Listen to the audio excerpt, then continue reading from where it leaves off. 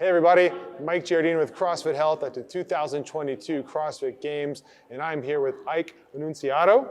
And we're going to talk about something that has been really interesting in the CrossFit community and the affiliate community, and that is actually moving a clinical practice into an affiliate. But before we do that, Ike, can you give us a little bit of information about what you do and your CrossFit experience?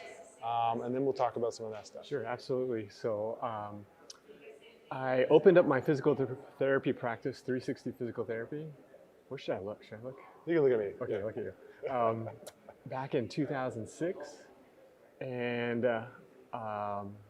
back in 2012, I had a patient that also did CrossFit. Okay. And she was like, "You need to meet Adam Knifer." I'm like, "Who's Adam?" Yeah. And Adam, she mentioned to Adam is the coach at CrossFit Fort Vancouver. Mm-hmm. And so she was like, "You guys are so similar in your drive of wanting to help people." Cool. And so long story short is we didn't ever get to meet each other. Eventually she was moving out of town. She goes, "I'm gonna put you guys in contact with the email." Adam came over on a Friday night in the fall of 2012, came to visit me, and I started doing this. We just started talking, and he's like, "Ike, what do you do?" I said, "I do a technique called counter strain." And then I started explaining what I did to him, and I said, "Hey, do you have any issues?" He's like, "Yeah, I have a shoulder that's kind of stuck." Yeah. And I said, "Hey, I'll take a look at it." I took a look at it, and I did my assessment, and then I did a counter strain treatment, and then he was like, "What the heck? Yeah. How is my shoulder so much better? Hey, you should come do CrossFit with us." Yeah. So he invited me in, and I come on my first day. I'm completely intimidated because before that I just ran. I used to do marathons, but I knew that I needed to do something else. Okay. And joined CrossFit in 2012, and later the next year, 2013, Adam invited me. He's like, "Hey, can you come to the CrossFit Games with us?" 2013, 14, 15, 16, 17, 18. Wow. And then this year, finally, we were able to make it. But when the pandemic hit, I had a big clinic up north in Vancouver, Washington. When the pandemic hit, it made me have to kind of rethink things. Sure. I had to close that clinic down, and that hurt. That hurt. How long had you been open in that clinic? So from 2006 to 2020. Oh man. We were insurance-based, and I was like, "Lord, please let us be able to open up." And Adam and I connected, and initially he was like, "Love to have you come into our box," because in 2014 we opened up a satellite clinic. Okay. Just a small little clinic, and it was just me going 2 days a week. Okay. And then that's all it was. 2016, we opened up a larger area, but it was still me. Yep. And then 2020, after 2 months, long story short is I was able to downsize, pull all my whole team and relocate into CrossFit Fort Vancouver. Wow. And we switched from being insurance-based to completely cash-based. And we went from, at most in 2018, I had a staff of 16 to 18. We went down to 5. Okay. Now So we're at lean. 5. Okay. So lean, and now we are so busy. I have 2.5, well, myself, a full-time therapist, and an on-call therapist, and we're fully booked out for 2 months. Wow. So, yeah. So let me ask you about that. Are most of your patients, your clients, coming from the box, or also coming from outside of the box? Because I established a pretty good reputation, in Vancouver, Washington, my typical clientele, about 75% is high complex patients. Okay. And then 25% is CrossFit athletes. Wow. CrossFit athletes don't need as much work, but Yeah. when they do get hurt and we're able to open up things, they heal so much faster. Yeah. Yeah. But the issue is I don't have enough.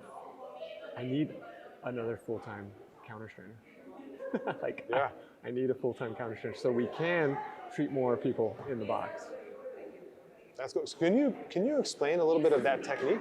Yeah, it's called counter strain. It's a manual therapy technique. If you think about a faucet and a hose and a sprinkler head, Yeah. turn on the faucet, water should flow through the hose to the sprinkler head and water the lawn. Right. When tissues get injured, people get injured, you develop kinks in that garden hose. That garden hose can either be a nerve, a vein, or an artery. Okay. And what we do is we simply find where the kinks are and open them up. Okay. So I literally go, and you got to be a kind of an anatomy nerd to do this. Sure. Because you have to know exactly what artery supplies that muscle, that organ, what nerve. So I actually literally just yesterday got back from teaching at my alma mater. I graduated in Michigan, Andrews University, and I taught a whole group that's going to be graduating a doctorate program. They're going to be graduating this Sunday. Oh, And I was their last class of their whole really curriculum. And yeah, the last they thing they're going to invited me remember. in, That's so great. it was amazing. So my goal for 360 is my vision for this, my vision for 360 is that CrossFit, healthy lifestyle, and counter strain is standard of care globally. Yeah. Because what I see, CrossFit and counter strain go hand in hand together. Yeah. It opens up, what counter strain can do, it can open up and allow the tissues to flow, and then I can refer people off to our CrossFit coaches for lifestyle changes. You know, I'm going to have a couple of questions. First question is, so when you think about it as these kinks blocking something, whether it be a nerve, artery, or vein, so does what it's blocking change the way it feels or the effect of what's going on in the muscle? So I'm assuming you're either blocking something coming into the muscle, blood flow and other thing coming in the muscle, or waste products coming out, or nerve, which is going to have some kind of movement dysfunction because you're not firing the muscle properly because of the nerve. Is that kind of right? That's kind of right. So there's this theory, a rationale that has just been published by the guy who's developed fascial counter strain. It's called interstitial inflammatory stasis. Okay. Meaning there's inflammation that's just stuck, and it's creating a situation where lymphatic pumps just aren't working anymore. Okay.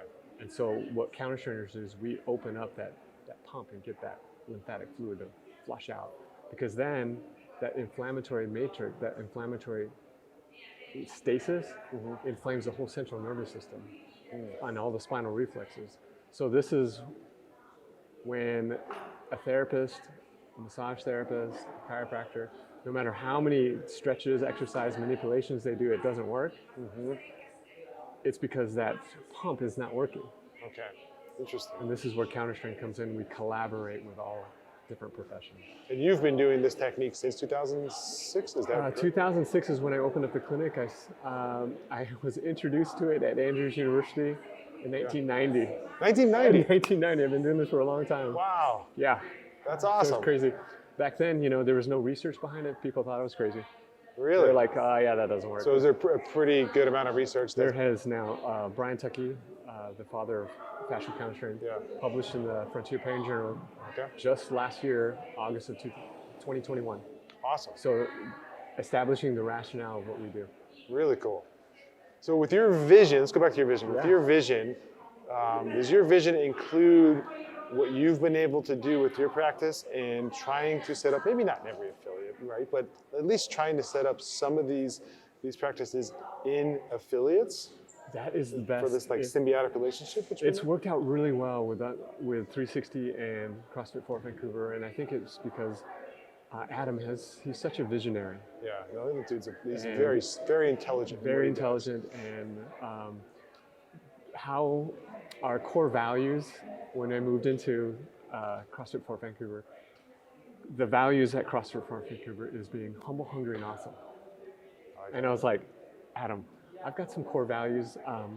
Can I integrate those with CFAs? He's like, dude, absolutely, let's do it. That's so, awesome. Yeah, he's such a man of God, and the heart of what we do is about just taking care of people. That's great. Individually. Yeah. Every person that comes through our doors we want to give them the best care. possible. That's amazing. I mean, I love that. I love how great you've both put in the work together to achieve that goal. That being said, moving from a big clinic to a small clinic, what were some of the or not even say small, because it seems like you're doing really well, but taking something that was bigger and then moving it into a gym where it was kind of forcibly smaller because of space and stuff like that. What were some of the challenges with that? I think some of the challenges, and I hired actually a business development coach in 2018, and he helped me establish processes. Okay. And establishing the processes of how we do our billing and how we do this. But when we downsized, that actually simplified what we did. Okay. And it also allowed me to really focus on really concentrating on the things that we're really good at. Yeah. We're good at counter strength. Yeah. And we're good at collaborating with different disciplines. Yeah. And this allowed us to be able to go, okay, hey, not that I don't do exercise, and I love exercise. I've been doing CrossFit, and now I've been doing Olympic weightlifting in the CrossFit space. Yep. And I feel that that is essential to life. Yeah. And especially where just North American diet and our lifestyle, I see CrossFit specifically as an antidote. Yeah, absolutely. It's the antidote to what's ailing the United States and Western society. Yeah. My family's from the Philippines, and I see how mobile they are in the provinces. They can squat, they can climb up, coconut trees, and I'm like, what the heck? Yeah. I want to be able to do that, Yeah. right? Yeah, so for being sure. able to do CrossFit allows me to be able to do stuff like that. Yeah, for sure. And That's cool. and my hope is that the rest of my counter trainer friends out there can also see the benefits of that. Yeah. There's not a lot of counter trainers, a lot of medical professionals, unfortunately, don't follow that same lifestyle yet. Yeah. But that's the future, and that's what I want to make it. Yeah. So whatever we can do to help facilitate that, I think, all in for that. I think that's the right way. I mean, that's the goal of what we're doing, is having creating this relationship, this communication, this teamwork behind, healthcare professional, gym owner, coach. Because in the end, just like you said, it's all about achieving the same goal, and we're going to be way more effective at it if we can work together to be able to do that. And you're an example of that. Yeah. Which is really cool. I'm looking for another therapist that has a heart of service. Yeah. Loves counter training, loves working out.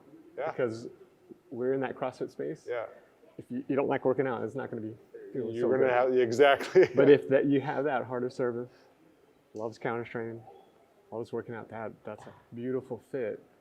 And how many more people we can help. Well, you might have one after let's this go. interview, so that'd be awesome. That'd be awesome. That'd be really awesome. Really great. There's I do want to ask you. So you've been able to come here to the games. So essentially, what are you doing when you're here at the games? So what I do here is I help. I'm here to help Justin Madero, Ellie Turner, and Trista Smith. So there are CrossFit Fort Vancouver. Really cool. Really loyal to. Yeah. And so I do counter training assessments and treatments. So I go in there and I find out where their dysfunction is and open up. See, their blood vessels are like that big. Yeah. My typical clientele, they're maybe haven't focused on condition. And so their blood vessels are really small. Yeah. So once I find those areas that are tight, open them up, and they recover so much faster. That's and awesome. now I'm also doing a bunch of cranial stuff. Yeah. So that's the next iteration of counter strain. Every year, every 2 years, that we're constantly pushing. Okay. And then I'm on a board of directors for a research project for Okay. the VA. Oh, cool. So Really we cool. are, it's called the Bridgeback Project. Okay. And we are doing counter strain, brain counter strain. There's only about a handful of therapists that have the full series taught by Dr. Brian Tuckey that know all the structures and the treatment for the brain. So when they have concussions, our soldiers coming back from war, concussions, IED blasts, they look normal. Yeah. They're not. Yeah. They're rattled. Yeah. So what we're doing for them is opening up their blood vessels and working with their clinical psychologists.